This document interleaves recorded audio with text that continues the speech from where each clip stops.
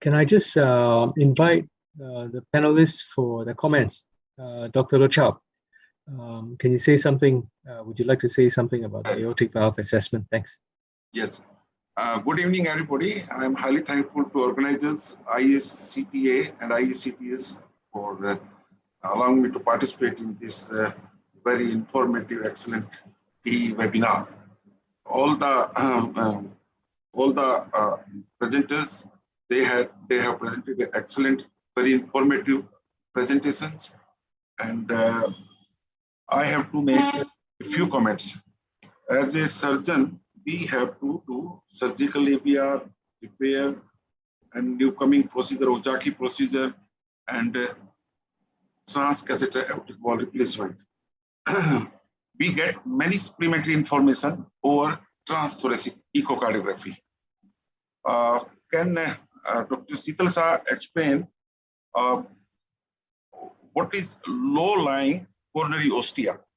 There is always a fear of coronary artery obstruction with surgical ABR also and transcatheter aortic valve replacement.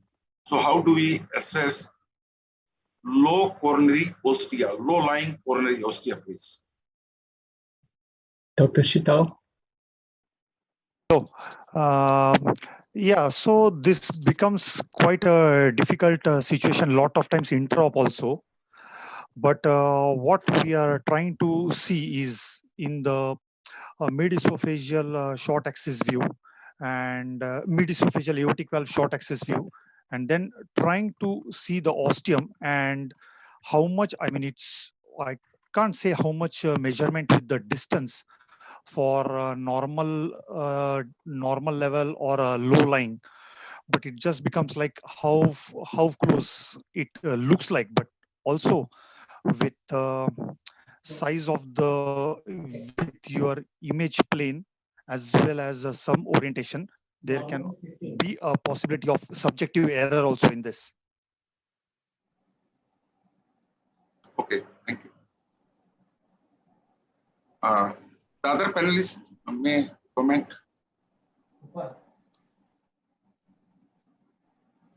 Okay, I'll invite Dr. Rupa Sridhar. Please say a few words. Thanks. Yeah, Dr. Seetal Shah, what he said was crystal clear. He told us that when one measures the aortic valve annulus and the LVOT, one should measure it in mid-systole.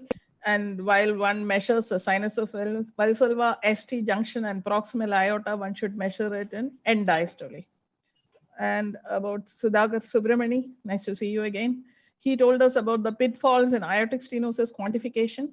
He told us about that one could overcome the error of measuring the LVOT cross-sectional area by measuring the dimensionless index, that is VTI LVOT by VTI aortic valve, and if it's less than 0.25, then it is severe. And Dr. Hema Malini, what I want to say is sometimes even if there is severe aortic stenosis, the gradient across aortic valve is low. This happens when the LV function is so poor that there is very less flow across the aortic valve. Here one has to diagnose whether the poor LV function is due to severe aortic stenosis or it is due to some other conditions such as severe coronary artery disease. For this, we can use the dobutamine stress echo. When you use the dobutamine stress echo, there can be three possibilities. One is that when you do the stress echo, the mean gradient and the peak velocity will increase, but there will be no increase in the aortic valve area. So in this case, you have to do the aortic valve replacement. Second, this condition is called paradoxical aortic stenosis. Second possibility, if the poor LV function is due to, say, coronary artery disease, then there is no increase in these parameters. That is, there is no increase in the mean gradient and there will be no increase in the peak velocity, and including there will be no change in the valve area. So here the problem is due to the poor LV function, the poor myocardium. So in this case, do not do the aortic valve replacement. Third condition is called pseudo Iot stenosis. That is, when you do the dobutamine stress echo, there will be increase in the mean gradient and increase in the mean velocity, and the aortic valve area also will increase. It may go above 1 centimeter square. So in this case, the aortic stenosis was only moderate but appeared severe due to the low LV ejection fraction. In this case also, you do not do the aortic valve replacement. Now, regarding Patil, what should I say? He's a master in the field of transesophageal echo for thoracic aorta assessment. He told us about the blind spot. He told us that the distal ascending aorta and the proximal aortic arch are blind spots only with transesophageal echo. There's no problem. You just hand over the transthoracic echo probe to the surgeon. He'll put in a glove and he will do the epi-aortic scanning and you assess it, and there is no more any blind spot. Thank you. Thank you very much. Dr. Dheeraj Arora, do you have any comments to make? Yeah, I just, good evening, everybody. I just want to say that there is a recent classification came for aortic dissection, that is by the term of TEM. So T is type of the dissection. It is A, B, and as well as A plus B. In some patients, there is A plus B is also there. And type E is there. That depends on the type of entry from E0 to E3. And third is M. That depends, that denotes the malperfusion from M0 to M3. The latest publication is there. And I just want to ask Dr. Patil, what is the role of CT? How does it they prefer CT over T or T over CT?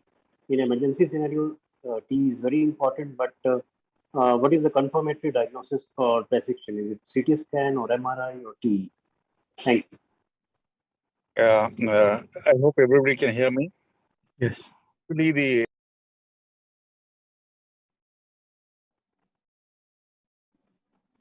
Oops. Dr. Patel probably went offline already. No, Dr. Patil, you are muted. Okay. Can you hear me now? We Yes. can hear you. Yeah, okay. Actually, the sensitivity and specificity for MRI, CT, or transesophageal echo is 98%. It is the same for everything. So actually, if the patient is unstable, preferably I would rather do a transesophageal echo and take him to the OR for immediate surgery. So the specificity and sensitivity remains the same. So I would rather do a transesophageal echo and take up the case. Just one comment. Sometimes with the transesophageal echo, we get the false positive result. So I think we should do CT for aortic dissection for all the aortic dissections. Because sometimes we can misdiagnose the patient. Yeah, correct. That is the main problem would arise if there are artifacts actually. So if we are able to rule out the artifact, then I think we can go ahead with the transesophageal echo.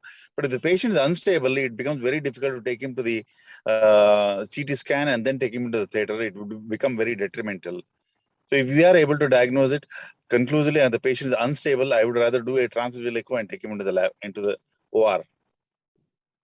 Can I just make one comment or one personal experience, Dr. Patil? Yeah. So far, I have got experience on 2 occasions for the type A dissections with a major aneurysm, then a huge aneurysm and dissections and dissection resulting in a pericardial tamponade. On 2 occasions, we have not been able to pass the transesophageal echocardiographic probe. As soon as the surgery started and the dissection is cut open, we found that the TE probe was able to we were able to advance. But saying that our center has got quite a huge number of dissections, especially in the recent times since the COVID started. But this experience so far, I and my colleagues, we've got it only twice so far. I don't know whether you have experienced something similar, difficulty in negotiating the probe further advancement in dissections anytime. Actually, no. We do quite a bit of lot of aortic surgeries, but I have not had any experience of difficulty in introducing. Okay. Yeah. Okay. Thank you, Dr. Patel. So, Dr. Raghu. Yeah. Yes, sir. Have you got? Oh, you finished with your question, Dr. Raghu? No, it was actually when comes to the assessment of aortic valve and the assessment of thoracic aorta, cardiac anesthesiologist plays an important role in the intraoperative TE. As surgery advances, we diagnose the correct diagnosis. We tell the surgeon whatever the preoperative diagnosis is correct or wrong, and we evaluate the annulus properly, and we tell them to go ahead with the surgery. When it comes to the acute emergencies like aortic dissection, we tell the surgeon whether the great arteries are involving or not. And usually 99% of the time, the cardiac anesthetist tells correctly whether the first artery, that is the brachiocephalic artery, is involving the dissection or not. Most of the time, it has been correlated with the intraoperative TE. So cardiac anesthetist plays an important role in assessment of aortic valve and aorta, and all the speakers have done very well, and I can congrats to all of them. Thank you, Dr. Raghu. Okay, there are plenty of questions from the audience. I'll just address the very first one that came in temporarily first. This one is a question for everybody. The question says, calcific aortic stenosis for TAVR has extension to calcium to mitral annulus, mitral leaflets, opening fully, mean gradient about 10 millimeter mercury. How do you assess the severity of mitral stenosis? Should we address a calcific mitral stenosis in this case? I think Dr. Sudhakar wrote it, wanted to give a comment. Dr. Sudhakar, you want to give your answer? Yeah, thank you, Prof. and everybody. Yeah, so I mean, we do a lot of TAVR, and especially in our centers, like most of them are above 8-year-old. But the spectrum of mitral annular calcification is different from what we see the population in South Asian region. So the fair amount of calcification there, to my knowledge, is some kind of rheumatism is the still ongoing phenomena.